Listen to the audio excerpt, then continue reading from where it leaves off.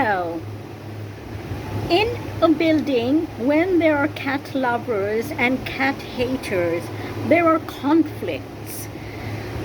When there are cats residing inside the building. In India, we are allowed to feed cats within the building complex. If they multiply and the number gets out of control, then it's an issue. We don't have much food to give them, and there are cats everywhere at the entrance, climbing the stairs, so it's gets not so easy for many people.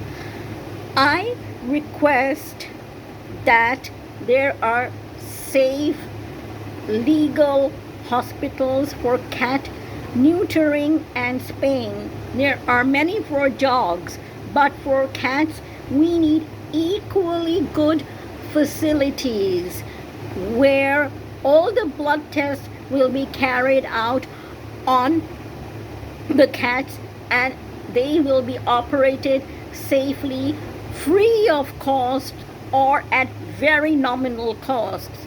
Free of costs is better, and this should be done by the government.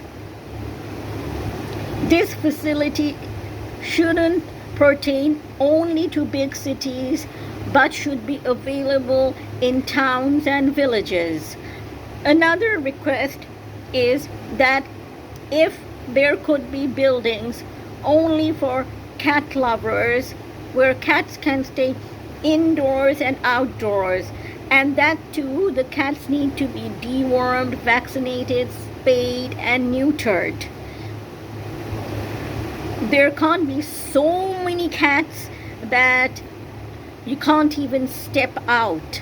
I am firmly for spaying, neutering, deworming, vaccinating, and releasing them back to their native place.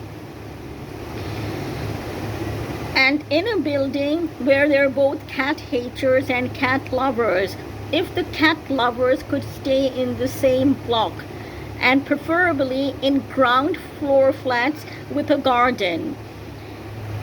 If there is a garden, it's easy to feed the cats there.